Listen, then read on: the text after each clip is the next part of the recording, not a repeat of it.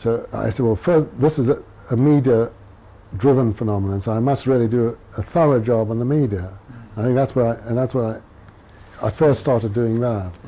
And I would go for, you know, I did, in those days the techniques were fairly primitive, but I went to Daily Express cuttings offices and I sat for hours, you know, I read everything in every paper that I could.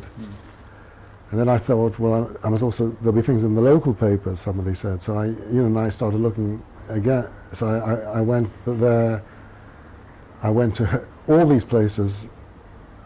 I had weekends by the sea in the middle of winter in sort of boarding house, bed and breakfast type places in Hastings, I remember, and Bournemouth and Clacton and Margate and Brighton, all of them, sitting for hours and days in the local. And then, of course, you didn't have any technology. I mean, it was just, you just had the old papers piled up in the local library or the. So the media part, you know, and so, you know, I was very much constructing things around media and a rather simple idea of the media as a distorter of reality. There wasn't yet that the more complicated idea of social construction, nor of course was the idea of narrative where you, nor would it ever have occurred to me to be as relativist as that.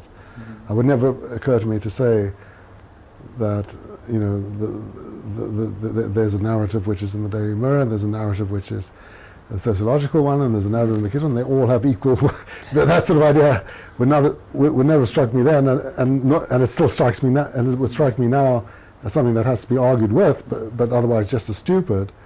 But because I always had a firm sense that there was this reality, what was happening, and there were these stories, and the stories were, and how and why these stories were constructed were to be studied. And so my first method was, because there seemed to be media stories, and was to study whatever I can. So, you know, I scrounged, you know, I tried to get friends who were in television to see if I could.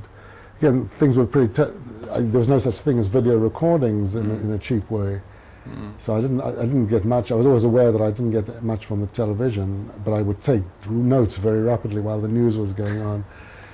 And then of course, by the second, well, that was the first source, was media. Then I said, okay, let me then talk to the people in these places, to see how they saw it. So I was doing what I would.